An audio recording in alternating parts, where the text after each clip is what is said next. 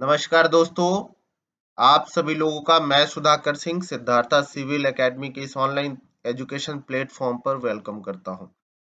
संविधान की अगली कक्षा के साथ मैं आप सभी लोगों के सामने उपस्थित हूं, जो आने वाले सभी एग्जाम्स के लिए परीक्षाओं के लिए महत्वपूर्ण है। चैनल से जुड़ने के लिए चैनल को सब्सक्राइब करिए, बेल आइकन क्लिक करिए, वीडियो को लाइक करिए और शेयर करिए, साथ में कमेंट बॉक्स में कमेंट जरूर करिए। चलिए शुरुआत करते हैं संविधान की अगली कक्षा की अगले महत्वपूर्ण कड़ी।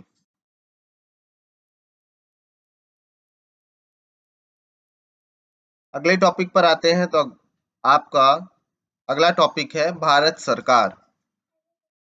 भारत सरकार की अगर बात किया जाए तो भारत सरकार में कौन कौन से महत्वपूर्ण अंग आते हैं, तो सबसे पहले अगर देखेंगे तो विधायिका, कार्यपालिका और न्यायपालिका। भारत सरकार के तीन महत्वपूर्ण अंग हैं, विधायिका, कार्यपालिका और न्यायपालिका। विधायिका में राज्यसभा और लोकसभा, यानी अगर बात किया जाए तो आपका राज्यसभा हो गया और लोकसभा हो गया। राज्यसभा में अधिकतम सदस्य संख्या 250 हो सकती है, लोकसभा में अधिकतम सदस्य संख्या 550 हो सकती है। कार्यपालिका की अगर बात किया जाए तो कार्यपालिका में आपके राष्ट्रपति, उपराष्ट्रपति और प्रधानमंत्री व मंत्रिपरिषद आदि शामिल है। न्यायपालिका में आपका सुप्रीम कोर्ट यानी उच्चतम न्यायालय, हाई कोर्ट अर्थात उच्च न्यायालय और डिस्ट्रिक्ट कोर्ट, जिला अदालत जैसी अन्य अदालतें मौजूद हैं।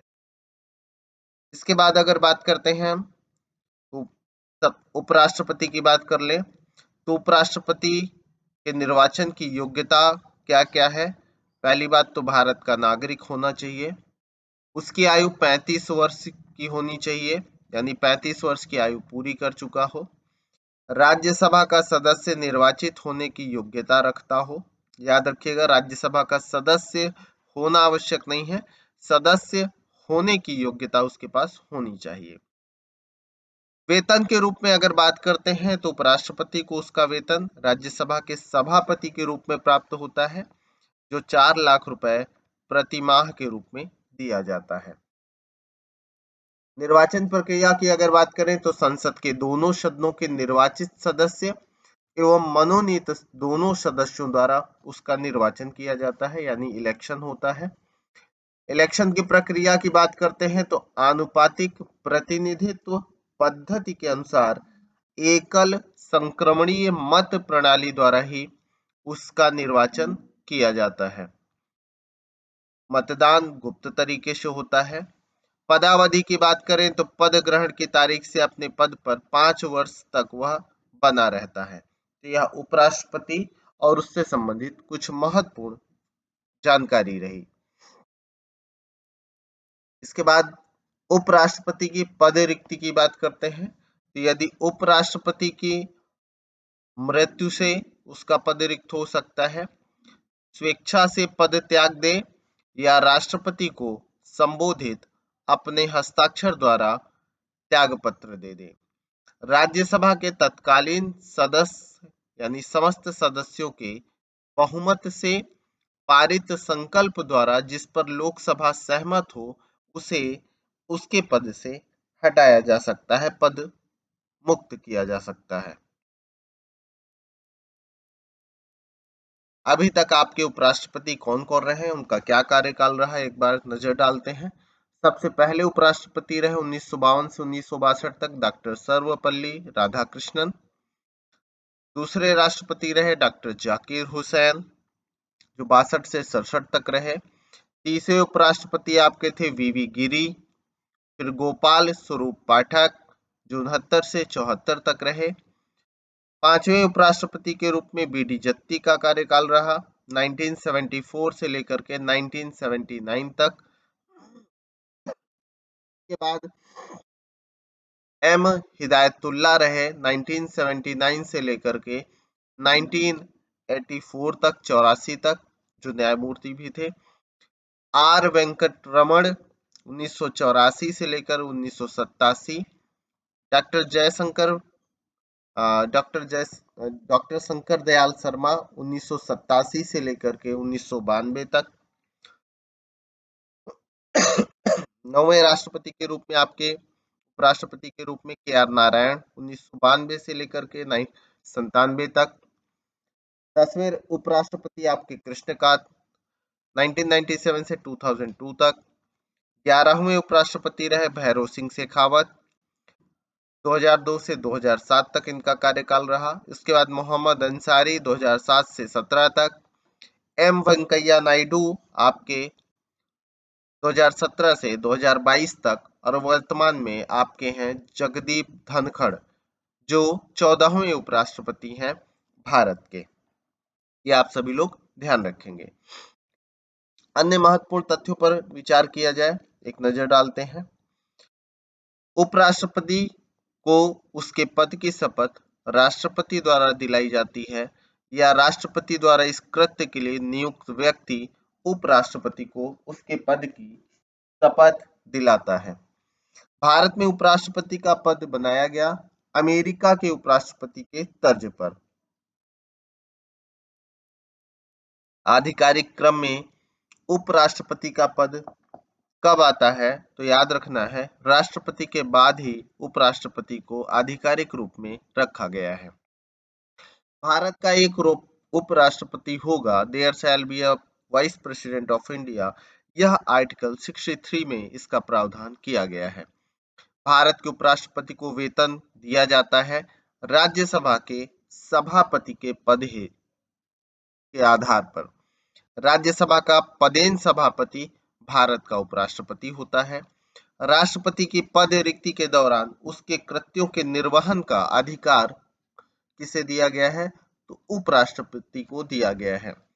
यदि राष्ट्रपति का पद रिक्त होता है हमारे यहाँ, तो उसके स्थान पर उपराष्ट्रपति राष्ट्रपति के रूप में कार्य करता है।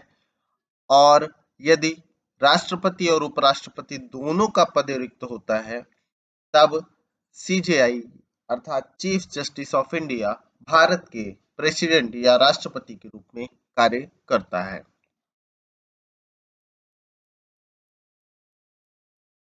केंद्रीय मंत्रिपरिषद पर एक बार नजर डालते हैं। तो मंत्रिपरिषद की संरचना में आपका प्रधानमंत्री सर्वोच्च स्थान पर होता है।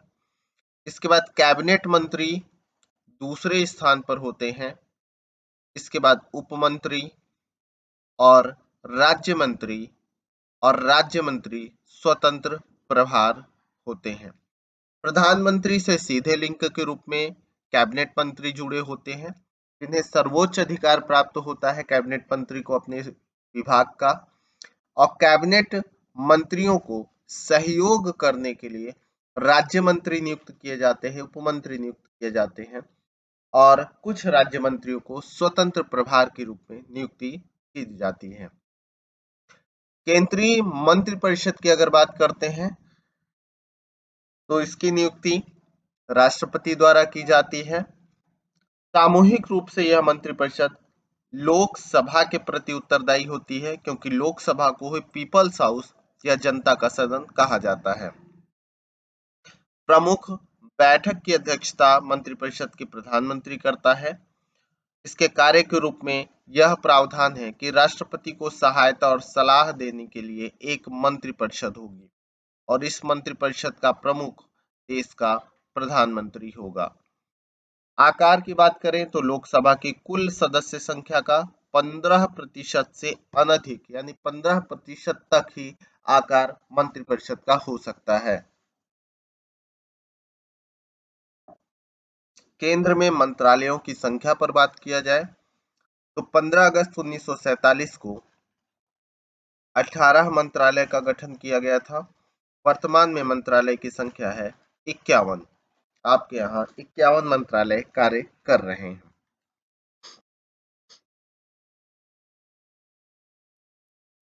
अन्य महत्वपूर्ण तथ्यों पर एक नजर डालते हैं। प्रधानमंत्री तथा अन्य मंत्रियों को शपथ राष्ट्रपति द्वारा दिलाई जाती है, ये ध्यान रखेंगे आप सभी लोग। केंद्रीय मंत्रिमंडल के बैठक की अध्यक्षता प्रधानमंत्री करता है। कोई भी मंत्री संसद का सदस्य बने बिना मंत्री कब तक रह सकता है, तो अधिकतम 6 माह तक वो अपने मंत्री पद पर कार्य कर सकता है। संविधान में मंत्रिमंडल शब्द का प्रयोग किया गया है केवल अनुच्छेद 352 के खंड 3 में। कब किया गया है, कहाँ किया गया है, तो याद रखना है अनुच्छेद 352 के खंड 3 में मंत्रिमंडल शब्द का उल्लेख किया गया है। केंद्रीय मंत्रिपरिषद से संबंधित कुछ महत्वपूर्ण अनुच्छेद पर विचार करते हैं।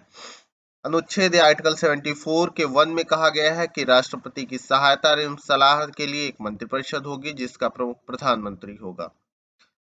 90 आर्टिकल 74 के 2 में कहा गया है कि अनुच्छेद 74 के 2 में कहा गया है कि राष्ट्रपति को मंत्रिपरिषद द्वारा दी गई सलाह की जांच किसी न्यायालय द्वारा नहीं की जाएगी। 75(1) पर विचार करें तो ये कहता है कि प्रधानमंत्री की नियुक्ति राष्ट्रपति द्वारा और अन्य मंत्रियों की नियुक्ति राष्ट्रपति द्वारा की गई सलाह पर, प्रधानमंत्री की सलाह पर राष्ट्रपति करेगा। अनुच्छेद 75 75(1)(a) में या 75 के 1 के का में कहा गया है मंत्रिपरिषद का आकार लोकसभा की कुल सदस्य संख्या के 15% से अधिक नहीं होगा। अनुच्छेद 75 के 52 में कहा गया है मंत्री राष्ट्रपति के प्रसाद पर्यंत पद धारण करता है। 75 के 3 में यह कहा गया है मंत्रिपरिषद सामूहिक रूप से लोकसभा के प्रति उत्तरदायी होती है। 75 का 4 कहता है मंत्रियों को शपथ राष्ट्रपति दिलाएंगे। आर्टिकल 78 में राष्ट्रपति को जानकारी देने आदि के संबंध में प्रधानमंत्री के कर्तव्यों का उल्लेख किया गया है। ये सारे महत्वपूर्ण आर्टिकल्स आप याद रखेंगे। अन्य महत्वपूर्ण पक्षोपयोगी दृष्टि देखें, प्रधानमंत्री अपना त्याग पत्र किसे सौंपता है, तो राष्ट्रपति को सौंपता है। प्रधानमंत्री सहित कैबिनेट स्तर के मंत्रियों की परिषद को क्या कहा जाता है, तो इसे मंत्रिमंडल या कैबिनेट कहा जाता है। प्रमुख रूप से अगर देखा जाए तो भारत सरकार के या किसी भी प्रमुख रूप से सरकार के कार्य इन्हीं के द्वारा किए जाते हैं और इन्हीं के द्वारा संपूर्ण फैसले लिए जाते हैं। भारत सरकार की समस्त कार्यपालक कार्यवाहियां की हुई मानी जाती हैं तो राष्ट्रपति के नाम पर, ये भी ध्यान रखना है। वैज्ञानिक एवं औद्योगिक अनुसंधान परिषद CSIR का अध्यक्ष प्रधानमंत्री होता है। सिविल सर्विसेज बोर्ड का पदेन अध्यक्ष कैबिनेट सचिव होता है, ये भी ध्यान रखेंगे। अन्य महत्वपूर्ण तथ्यों को देखते हैं। मंत्रिपरिषद सामूहिक रूप से उत्तरदायी होती है लोकसभा के प्रति। मंत्रिपरिषद के विरुद्ध अविश्वास प्रस्ताव लाने के लिए लोकसभा के सदस्यों की न्यूनतम संख्या कितनी होनी चाहिए, तो आप ध्यान रखेंगे यह संख्या होनी चाहिए 50। स्वतंत्र भारत के प्रथम कानून मंत्री कौन थे, डॉक्टर भीमराव अंबेडकर।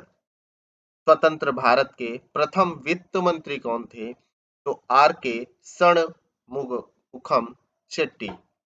अविश्वास प्रस्ताव पेश किया जाता है केवल लोकसभा में, यह भी आप ध्यान रखेंगे। भारत से संबंधित आधिकारिक दस्तावेज क्या कहलाते हैं, तो श्वेत पत्र कहलाता है।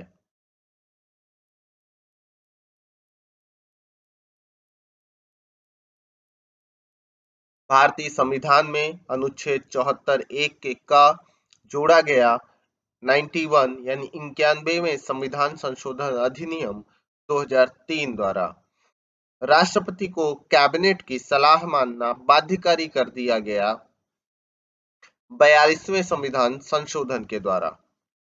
राष्ट्रपति को कैबिनेट की सलाह को पुनर्विचार के लिए एक बार भेजने की शक्ति दी गई 44वें संविधान संशोधन अधिनियम 1978 द्वारा।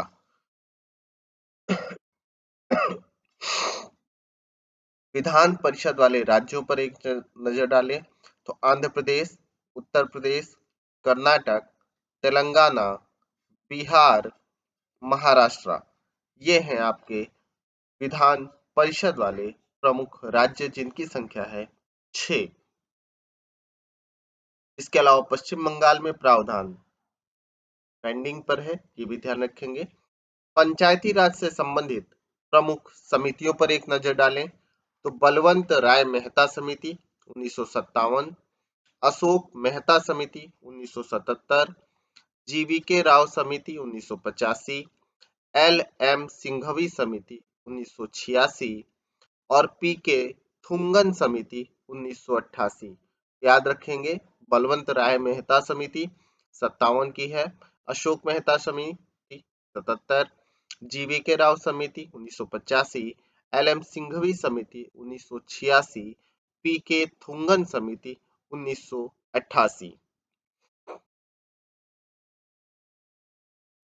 संरचना केंद्रीय मंत्रिपरिषद की एक बार संरचना पर नजर डालें तो प्रधानमंत्री, कैबिनेट मंत्री, उप मंत्री, राज्य मंत्री और राज्य मंत्री स्वतंत्र प्रभार। ठीक है, ये रिपीट हो गया, फिर भी एक बार आप लोग देख लीजिएगा। केंद्रीय मंत्रिपरिषद की बात करें तो नियुक्ति राष्ट्रपति द्वारा की जाती है, सामूहिक रूप से लोकसभा के प्रति उत्तरदायी है, प्रधानमंत्री बैठक की अध्यक्षता करते हैं, लोकसभा की कुल सदस्य संख्या का अधिकतम 15% तक केंद्रीय मंत्री हो सकते हैं, राष्ट्रपति को सहायता और सलाह देने के लिए मंत्रिपरिषद का गठन हुआ है। वर्तमान में मंत्रालयों की संख्या 51 है, 1947 में 18 थी।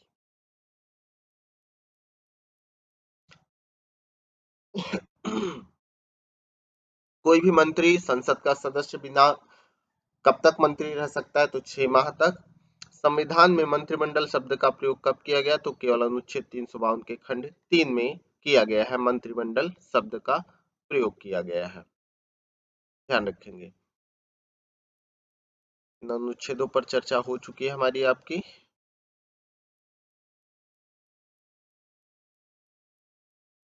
ठीक है, एक बार इन महत्वपूर्ण तथ्यों को फिर से पुनः देख लेते हैं। महत्वपूर्ण तथ्य, मंत्रिपरिषद सामूहिक रूप से उत्तरदायी होता है लोकसभा के प्रति। मंत्रिपरिषद के विरुद्ध अविश्वास प्रस्ताव लाने के लिए लोकसभा के सदस्यों की न्यूनतम संख्या 50 होनी चाहिए। स्वतंत्र भारत के प्रथम कानून मंत्री थे डॉक्टर बी आर अम्बेडकर। स्वतंत्र भारत के प्रथम वित्त मंत्री थे आर के षणमुगम चेट्टी। अविश्वास प्रस्ताव पेश किया जा सकता है केवल लोकसभा में। भारत से संबंधित आधिकारिक दस्तावेज कहलाते हैं श्वेत पत्र।